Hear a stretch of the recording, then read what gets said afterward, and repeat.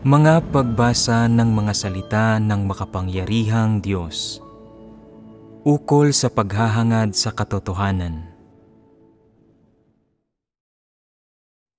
Ang kahulugan ng paghahangad sa katotohanan, 16. Pagbabahagi na naman natin ngayon ang isa pang praktikal na problema tungkol sa iba't ibang kasabihan ukol sa wastong asal. Ang iba't ibang kasabihan tungkol sa wastong asal na pinagbahaginan natin dati ay pangunahing inilantad sa pamamagitan ng paggamit ng tradisyonal na kulturang Tsino bilang demonstrasyon. Inilalantad ang sari-saring satanikong kasabihang ito sa kaibuturan ng puso ng nagawang tiwaling sangkatauhan. Sinasabi ng ilang tao, yamang ginagamit ang tradisyonal na kulturang Tsino upang ipakita ang mga kasabihang ito tungkol sa wastong asal, at hindi naman kami Tsino. Maaari bang hindi na lang namin tanggapin ang mga salitang ito na ibinabahagi mo? Kailangan ba talaga naming malaman ang iba't ibang kasabihang ito tungkol sa wastong asal mula sa paggawang tiwali ni Satanas sa sangkatauhan? Tama bang sabihin ito? Napakalinaw naman na mali ito. Ang paggawang tiwali ni Satanas sa sangkatauhan ay hindi namimili ng lahi o panahon, kundi sa halip ay ginagawa nitong tiwali ang sangkatauhan nang hindi kinikilala ang anumang pagkakaiba sa lahi o panahon o pinagmulang relihiyon. Sa makatuwid, kung nabibilang ka sa lahing Tsino, isa ka mang Tsinong Han o kabilang sa isang minoryang pangkat etnikong gaya ng Mongolian, Hui, Miao, Yi at iba pa, walang eksepsyon na sumailalim ka sa indoktrinasyon at pagtatanim ng lahat ng uri ng kasabihan tungkol sa wastong asal na nagmula kay Satanas.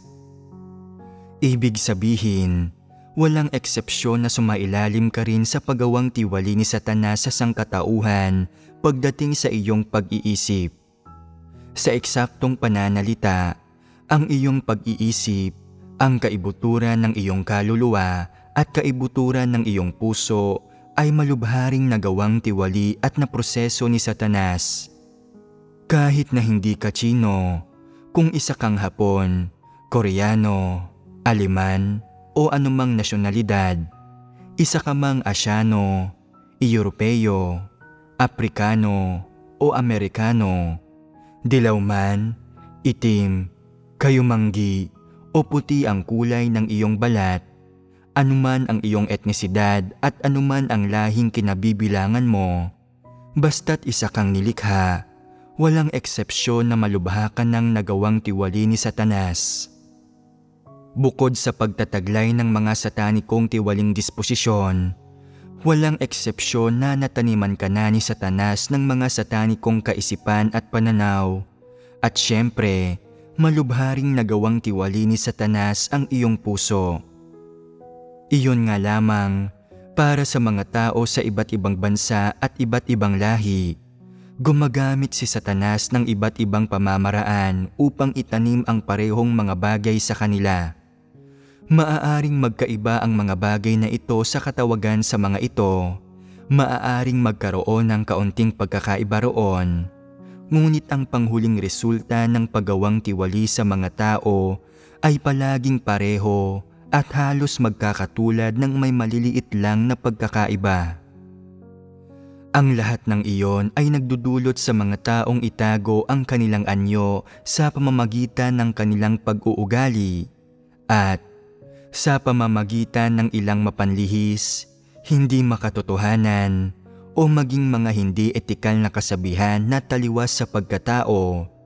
Hinihiling ng mga iyon na kumilos ang mga tao sa isang partikular na paraan at umasal sa isang partikular na paraan pagdating sa kanilang moral na karakter, at iginigiit kung paano dapat umasal ang mga tao at gumawa ng mga partikular na bagay. Kahit na may mga pagkakaiba ang mga kasabihang ito, at kahit na nangyayari ang mga ito sa iba't ibang oras at nagmumula sa iba't ibang sulok, iba't ibang rehiyon at iba't ibang dako, at nanggagaling ang mga ito sa iba't ibang tao. Ngunit ang huling kalalabasan nito palagi ay na kinokontrol ng mga ito ang mga kaisipan at puso ng mga tao. Nililimitahan ng mga ito ang mga kaisipan at puso ng mga tao, at pinupuno ng mga ito ang pag-iisip ng mga tao ng mga pananaw at kurukurong nagdadala ng mga lason at ng kalikasang diwa ni Satanas. Idinudulot ng mga itong mapuno ang kaibuturan ng puso ng mga tao ng mga pananaw ni Satanas, ng buktot na diwa nito, at ng masasamang kurukuro nito.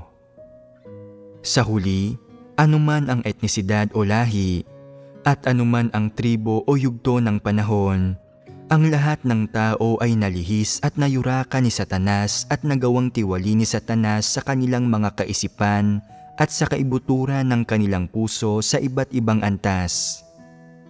Sa huli, nasa anumang panig ng mundo ang mga taong pinag-uukulan ni Satanas ng kanyang gawain ng paggawang tiwali, o anuman ang lahi nila, o anuman ang yugto ng panahong kinabibilangan nila. Ang kahihinatnan ay palaging gawing wagas na supling, tagapagsalita at pagkakatawa ni Satanas ang sangkatauhan, at gawing kapwa malaki at maliit, kapwa nakikita at nahahawakan ang taong mga wagas na buhay na Satanas. Siyempre, ang isang sangkatauhang tulad nito ay nagiging ang wagas na kaaway rin ng Diyos at laban sa Diyos. Sa makatuwid, anumang uri ng mga tao ang nakikinig ngayon sa mga sermon o ilan man sila, may isang katunayang hindi maikakaila. Ang buong sangkatauhan ay nasa mga kamay ng dyablo. Isa itong katunayan. Sa ibang pananalita, ibig sabihin nito, habang ang buong sangkatauhan ay lubhang nagagawang tiwali ni Satanas, ang mga kaisipan at puso ng buong sangkatauhan ay ganap ding sumasailalim sa kontrol at paglilimita ni Satanas. Hindi ito maikakaila. Kaya, ang anumang marangal na lahi at ang sinumang mamamayang may nasyonalidad na nabibilang sa isang makapangyarihang bansa ay pawang walang eksepsyon na lubhang nagawang tiwali ni Satanas at matinding na manipula, na kontrol at nalimitahan ni Satanas. Basta't kabilang ka sa sangkatauhan, basta't nabubuhay ka sa ilalim ng araw, basta't isa kang taong lumalanghap ng hangin, umiinom ng tubig at kumakain ng trigo, hindi maiiwasan ang magawang tiwali ni Satanas, at walang eksepsyon na nagawa kang tiwali ni Satanas sa iyong mga kaisipan, sa iyong puso, sa iyong mga disposisyon at sa iyong diwa. Sa mas eksaktong pananalita, basta't isa kang nilikhang tao at basta't nagawa kang tiwali ni Satanas, kaaway ka ng Diyos.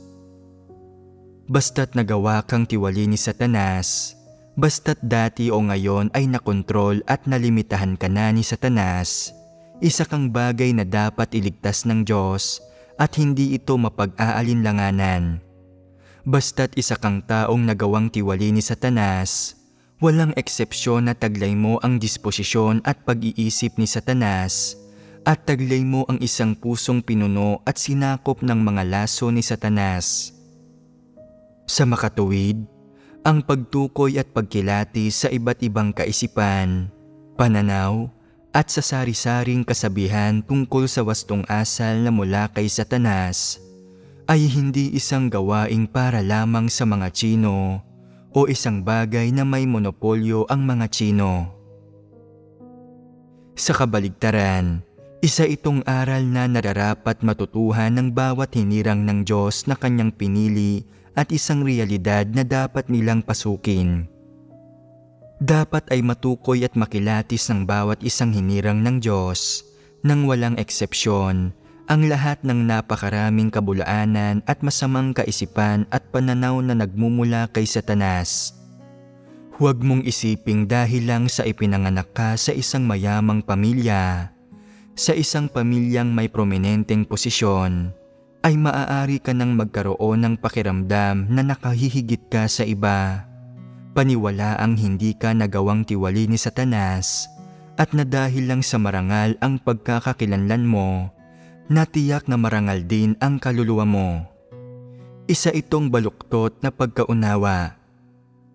O marahil ay naniniwala kang marangal ang angkan mo at ipinakikita ng kulay ng balat mo na kagalang-galang ang iyong pagkakakilanlan, posisyon at halaga, kung kaya't mali mong pinaniniwalaan na ang iyong diwa, ang iyong pag-iisip at ang iyong puso ay mas marangal at mas mataas kaysa sa iba. Kung gayon, sinasabi kong ang pagkaunawa mong ito ay hangal at hindi makatotohanan. Dahil ang sangkatauhang sinasabi ng Diyos ay hindi nahahati batay sa nasyonalidad, lahi o relihiyon. Sa anumang uri ng sitwasyong panlipunan o sitwasyong panrelihiyon ka nabubuhay, at sa anumang lahi ka man ipinanganak, o mababa man o maharlika ang posisyon mo sa lipunan, o nagtatamasa ka man ng mataas na pagkilala sa ibang tao o hindi, at iba pa, hindi mo magagamit ang alinman sa mga bagay na ito bilang mga dahilan upang hindi tanggapin ang mga salitang ito ng Diyos o hindi tanggapin ang katunayan na ginagawang tiwali ni Satanas ang sangkatauhan. Basta't isa kang tao, dapat nataglay ng mga salitang tao ang pantukoy na mga salitang nagawang tiwali sa unahan nito. Sa tumpak na pananalita, basta't isa kang tao, tiyak na isa kang nagawang tiwaling tao at hindi ito mapag-aalinlanganan. Higit pa riyan, masasabi nating basta't isa kang tiwaling tao, ang mga bagay na nakapaloob sa iyong natural na pag-iisip at na nasa kaibuturan ng iyong puso ay nagmumula kay Satanas at pawang matinding na proseso at nagawang tiwali ni Satanas. Dapat mong tanggapin ang katunayang ito. Likas na wala kang taglay na anumang bagay na may kaugnayan sa katotohanan, walang bagay na may anumang kinalaman sa mga salita ng Diyos o sa buhay ng Diyos, kundi sa kabaligtaran, ikaw ay nalihis, nagawang tiwali, at nakontrol ni Satanas. Ang isipan mo ay puno ng mga kaisipan, filosofiya, lohika, at mga panuntunan ng pamumuhay ni Satanas, at ang lahat ng nasa isipan mo ay nanggagaling kay Satanas. Ano ba ang sinasabi ng katunayang ito sa mga tao? Walang sino mang dapat gumamit ng anumang dahilan upang tanggihan ang pagliligtas ng Diyos o mamili kung alin ang tatanggapin sa mga salita ng Diyos. Bilang isang nagawang tiwaling tao, dapat mong tanggapin ang mga salita ng Diyos nang walang anumang pagpili. Responsibilidad mo ito at ito rin ang kailangan mo. Kung ang isang tao ay ipinanganak sa isang mayaman at makapangyarihang bayan at namumuhay siya sa magagandang kalagayan ng lipunan, o ipinanganak siya sa isang kilalang pamilya at nakatanggap ng mas mataas na edukasyon, kung kaya't pinaniniwalaan niyang naiiba siya sa lahat at mas marangal siya kaysa sa ibang hinirang ng Diyos, kung kaya't ninanais niyang maging pinakamahalaga sa ibang hinirang ng Diyos, ito ay katawa-tawang pag-iisip, hangal na pag-iisip, at masasabi pang ang sukdulan ang pagiging hangal nito. Kahit gaano pa ka-espesyal ang iyong pagkakakilanlan, posisyon o halaga, o gaano pa katayog ang iyong pagkakakilanlan, posisyon o kalagayan sa lipunan kaysa sa mga karaniwang tao, palagi kang magiging isang nilikha sa harapan ng Diyos. Hindi tinitingnan ng Diyos kung ano ang iyong pinanggalingan o ano ang sitwasyon mo nang ipinanganak ka. Hindi niya tinitingnan ang iyong nasyonalidad o lahi, at hindi niya tinitingnan ang iyong halaga, katanyagan, o mga tagumpay sa lipunan o sa mundo. Ang tinitingnan lang ng Diyos ay kung tinatanggap mo ang kanyang mga salita, kung tinatanggap mo ang kanyang mga salita bilang ang katotohanan, at kung kaya mong tingnan ang mga tao at bagay at umasal at kumilos ayon sa kanyang mga salita. Kung talagang itinuturing mo ang sarili mo bilang isa lamang sa mga karaniwang nilikha sa ilalim ng kapamahalaan ng Diyos, dapat mong bitiwan ang iyong kalagayan sa lipunan, ang iyong lahing pinagmulan, ang iyong nasyonalidad na pinagmulan, at relihiyong pinagmulan at humarap ka sa Diyos bilang isang karaniwang nilikha. Tanggapin mo ang kanyang mga salita nang walang anumang katawagan o pinagmulan, at sa paggawa niyon, ang iyong pagkakakilanlan at katayuan ay maitatama. Kung nais mong tanggapin ang mga salita ng Diyos gamit ang tamang pagkakakilanlan at katayuang ito, ang unang kailangan mong maunawaan ay kung ano ang diwa ng tao, at ang unang kailangan mong tanggapin ay na ang diwa ng tao ay malubhang nagawang tiwali ni Satanas, at na ang mga bagay na pumupuno at sumasakop sa mga kaisipan ng tao at sa kaibuturan ng kanilang mga puso ay nanggagaling lahat kay Satanas. Dahil nais ng mga taong tanggapin ang mga salita ng Diyos at tanggapin ang katotohanan bilang buhay, dapat muna nilang ungkatin, pagnilayan, at malaman ang lahat ng bagay sa kanilang pag-iisip at sa kaibuturan ng kanilang puso na hindi naaayon sa katotohanan at na mapanlaban dito. Kapag ang mga bagay na ito ay malinaw ng natukoy, lubusan ng naunawaan at masusi ng nasuri, ay saka lamang ang mga iyon maisusuko ng mga tao sa tamang panahon at sa tamang kapaligiran. Sa gayon ay nabibigyang daan ang kaibuturan ng kanilang mga puso na sumailalim sa ganap na pagbabago. Kapag natanggal na nila ang lahat ng bagay na pagmamay-ari ni Satanas at natanggap ang mga salita ng Diyos at ang katotohanan, magiging mga bagong tao na sila. Kapag ang perspektiba, mga pananaw, at ang punto de vista kung saan tinitingnan nila ang mga tao at bagay ay sumailalim na sa isang ganap na pagbabago, ay saka lamang nila tunay at wastong matitingnan ang mga tao at bagay ayon sa mga salita ng Diyos. Pagkatapos ay magiging medyo dalisay na silang mga tao, walang dungis.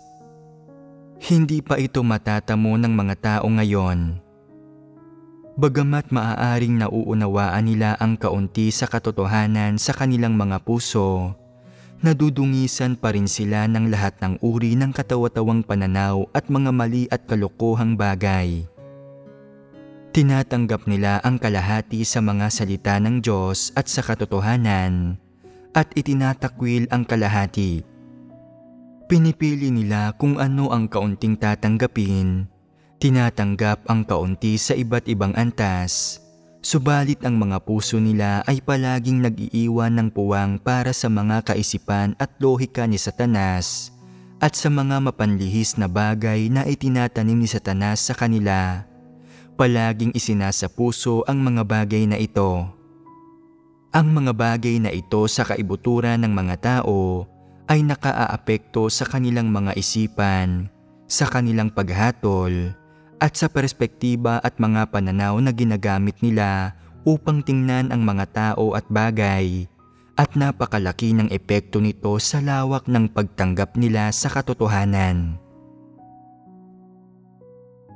Ang katiwalian at panlilihis ng sangkatauhan na dulot ng iba't ibang kasabihan tungkol sa wastong asal na itinatanim ni Satanas sa mga tao gamit ang tradisyonal na kultura ay malawak.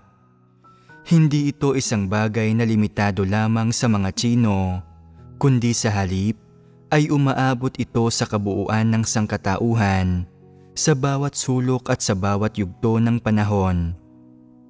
Naaapektuhan at kinokontrol nito ang magkakasunod na henerasyon ng mga tao, at naaapektuhan at kinokontrol nito ang mga taong may magkakaibang lahi, nasyonalidad at relihiyon.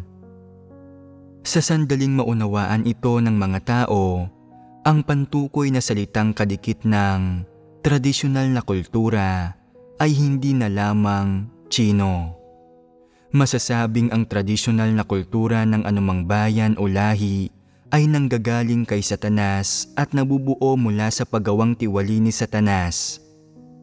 Halimbawa, may tradisyonal na kulturang Hapon, tradisyonal na kulturang Koreano, tradisyonal na kulturang Indian, tradisyonal na kulturang Pilipino, tradisyonal na kulturang Vietnamese, tradisyonal na kulturang Aprikano, tradisyonal na kultura ng mga puting tao, pati na mga tradisyonal na kultura ng Hudaismo, Kristyanismo, Katolisismo, at iba pang tradisyonal na kulturang nabuo mula sa mga relihiyon.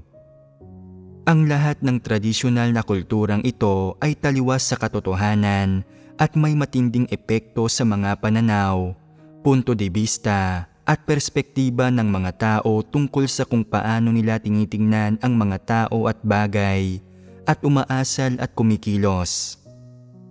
Ang mga ito ay parang maiinit na pantatak na nag-iiwan ng malalalim na marka sa mga kaibuturang kaisipan at puso ng mga tao.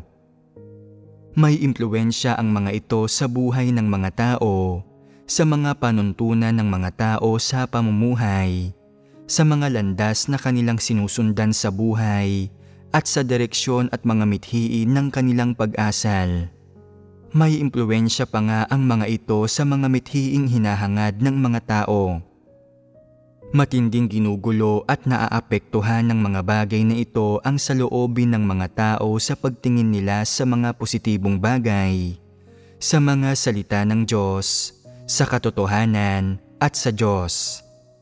Siyempre, matindi ring naaapektuhan at ginugulo ng mga ito ang mga perspektiba at pananaw ng mga tao tungkol sa kung paano nila tinitingnan ang mga tao at bagay at sa kanilang pag-asal at pagkilos na nangangahulugang matindi ang epekto ng mga ito sa mga taong tumatanggap at nagsasagawa ng katotohanan.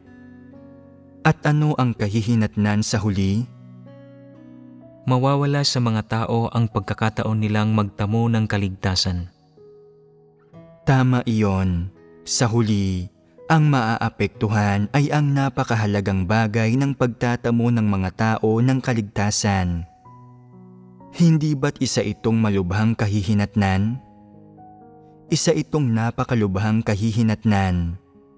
Ang paraan ng pagtingin ng isang tao sa mga bagay-bagay, ang uri ng perspektibang ginagamit niya upang tingnan ang mga bagay-bagay, ang mga pananaw na kanyang ginagamit, at ang mga kurukurong kanyang pinanghahawakan upang tingnan ang mga bagay-bagay ay pawang pinagpapasyahan batay sa kanyang mga tiwaling disposisyon at sa mga bagay na umiiral sa kanyang pag-iisip.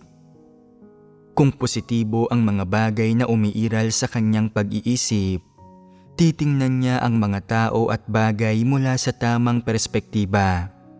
Kung ang mga bagay na umiiral sa kanyang pag-iisip ay negatibo at pasibo at nagmula kay Satanas, tiyak na titingnan niya ang mga tao at bagay mula sa mga mali at katawa-tawang perspektiba, punto de vista, at pananaw, at sa huli ay magkakaroon ito ng epekto sa landas na kanyang sinusundan. Kung mali ang mga punto de vista, pananaw, at perspektiba mo sa pagtingin sa mga tao at bagay, ang mga mithiin at direksyon ng iyong paghahangad ay mali rin. Gayon din ang landas na iyong sinusundan sa iyong pag-asal. Kung ipagpapatuloy mo ang mga maling bagay na ito, talagang mawawalan ka ng pagkakataong magtamo ng kaligtasan dahil mali ang landas na iyong sinusundan. Kung tama ang mga perspektiba, punto de vista, kaisipan at pananaw mo sa pagtingin sa mga tao at bagay, magiging tama rin ang mga resulta, tutukoy ang mga iyon sa mga positibong bagay, at hindi magiging taliwas sa katotohanan. Kapag tinitingnan ng tao ang mga tao at bagay mula sa mga perspektibang alinsunod sa katotohanan, magiging tama rin ang landas na kanyang pipiliin, gayon din ang kanyang mga mithiin at direksyon, at magkakaroon siya ng pag-asang magtamo ng kaligtasan sa huli. Gayunpaman, dahil ang mga tao ngayon ay sinakop na at kinokontrol ni Satanas, ang mga perspektiba, punto de vista, at pananaw nila sa pagtingin sa mga tao at bagay ay mali, na nagdudulot na maging mali rin ang kanilang paghahangad at ang landas na kanilang sinusundan. Halimbawa, kapag ang mga tao ay nagtatrabaho at nagbabayad ng halaga alang-alang sa katanyagan at pakinabang, sa reputasyon at sa katayuan, mali ba ang landas na ito? Paano ba nangyayaring tinatahak ng mga tao ang ganoong maling landas? Hindi ba't dahil mali ang mga perspektiba, pananaw, at pinagsimulan kung paano nila tinitingnan ang ganitong uri ng bagay? Ito ang nagdudulot sa mga taong tumahak sa maling landas. At kung patuloy na susundan ng mga tao ang ganoong maling landas, makapagtatamo ba sila ng kaligtasan sa huli? Hindi. Hindi sila makapagtatamo ng kaligtasan. Kung titingnan mo ang mga tao at bagay, at aasal at kikilos ka ayon sa kung anong kaisipan o pananaw ang itinanim sa iyo ni Satanas, ang landas na tatahakin mo ay tiyak na ang landas ng kapahamakan. Talagang hindi ito magiging landas tungo sa kaligtasan dahil salungat at taliwas talaga ito sa landas tungo sa kaligtasan. Kung susundan ng mga tao ang maling landas na ito, sisirain nila ang sarili nilang pagkakataong magtamo ng kaligtasan, ganap itong mawawala at hinding-hindi sila makatatahak sa landas tungo sa kaligtasan. Gayunpaman, kung maghahangad ka ng may tamang pananaw at titingnan mo ang mga tao at bagay at aasal at kikilos ka ayon sa mga salita ng Diyos, magiging positibo ang mabubuong mga prinsipyo ng pagsasagawa, magiging positibo ang iyong landas, at dahil nagsisimula ka sa tamang lugar, magiging tama rin ang landas na susundan mo sa huli. Kung susundan mo ang landas na tulad nito, tiyak na makapagtatamo ka ng kaligtasan. Medyo malalim ang aspektong ito ng katotohanan at malamang na hindi ito nauunawaan ng karamihan sa inyo. Wala kayong ganap na pagkaunawa rito. At sa ngayon, hindi pa ninyo taglay ang aspektong ito ng katotohanang realidad. Hindi ninyo alam kung kayo ay tumitingin sa mga tao at bagay at umaasal at kumikilos batay sa mga mali o tamang pananaw. Wala pa kayo ng karanasang ito. Sa ngayon, alam lang ninyo kung paano kumilos, gugulin ang inyong lakas, magsumikap, at magbayad ng halaga, samantalang hindi pa ninyo nasisimulang suriin kung ano ang nakaaapekto at kumukontrol sa mga pananaw at kaisipan sa kaibuturan ng inyong mga puso. Sa makatuwid, ang paksang ito ay medyo malayo sa inyo at ititigil na natin dito ang pag-uusap tungkol dito. Katatapos lang nating pag-usapan ang diwa ng mga kasabihan tungkol sa wastong asal at ang lawak na nauugnay rito ay hindi lamang limitado sa China, kundi sa halip ay sa buong sangkatauhan. Ito ay dahil ang buong sangkatauhan ay nasa mga kamay ng dyablo at ang bawat tao ay malubhang nagawang tiwali ni Satanas at nasa ilalim ng kontrol ni Satanas. Batay sa katotohanan ang pagsasabi nito. Hindi lamang ang mga mamamayan ng China ang nagawang tiwali ni Satanas, kundi ang buong sangkatauhan ang siyang nagawang tiwali ni Satanas, at ang lahat ng tao ay nasa mga kamay ng dyablo. Sa ilang paraan ay nakikita ng lahat na malubhang nagawang tiwali ni Satanas ang sangkatauhan. Ilang panahon na rin nating pinagbabahaginan ang tungkol sa pagtatanim ni Satanas ng iba't ibang kasabihan tungkol sa wastong asal sa isipan ng mga tao, kung saan ginagamit nito ang pamamaraang ito upang ilihis, kontrolin, at limitahan ang mga tao, at sa gayon ay natutupad ang layunin nito ng paggawang tiwali sa mga tao. Hindi limitado ang katunayang ito sa mga Tsino, kundi umiiral ito sa lahat ng taong may magkakaibang lahi, magkakaibang nasyonalidad, at magkakaibang etnisidad. Ang lahat ng tao ay malubhang nagawang tiwali ni Satanas, pati na ang lahat ng lahi at etnisidad. Ang sari-saring mapanlihis na bagay na mahirap kilatisin na itinatanim ni Satanas sa mga tao gamit ang tradisyonal na kultura at maging ang mga kasabihan na para sa mga tao ay tila medyo positibo at naaayon sa kanilang mga moralidad, pag-iisip at panlasa. Sa totoo ay bahaging lahat ng paggawang tiwali ni Satanas sa sangkatauhan.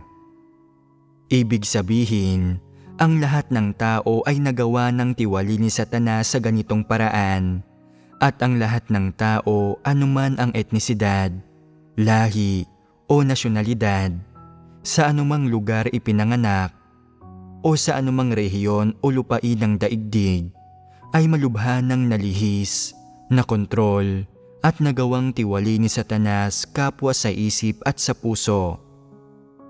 Saan o kailan ka man ipinanganak, o sa alinmang etnisidad o bayan ka ipinanganak, walang eksepsyon na nalihis at nagawa ka ng tiwali ng mga kasabihan ng tradisyonal na kulturang itinanim sa iyo ni Satanas. Sa makatuwid, hindi mo dapat isiping dahil tradisyonal na kulturang Tsino lang ang ating sinusuri, ay wala ng satanikong kultural na pinagmulan ang sarili mong bayan o etnisidad, na mas mabuti ka na kaysa sa mga Tsino, at hindi mo rin dapat maramdamang nakahihigit ka na kung saan pakiramdam mo ay mas kagalang-galang at marangal ka kaysa sa mga Tsino. Ang pakiramdam na ito na nakahihigit ka ay isang maling ideya, mali ito, katawa-tawa ito, at maaari pa nga tayong umabot sa puntong masasabi nating kalokohan ito. Basta't nababanggit ang nagawang tiwaling sangkatauhan, hindi mo dapat ipuwera ang sarili mo rito. Basta't nababanggit ang nagawang tiwaling sangkatauhan, bahagi ka nito. Siyempre, basta't nasasabing isa kang nagawang tiwaling tao, ang kaibuturan ng iyong puso ay puno ng mga kaisipang pinangingibabawan ng tradisyonal na kulturang itinatanim sa iyo ni Satanas. At isa itong di mapabubulaan ng katotohanan, isang katotohanang hindi magbabago habang buhay.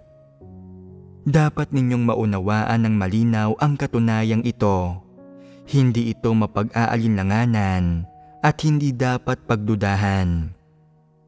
Tatapusin na natin dito ang ating pagbabahaginan tungkol sa paksang ito.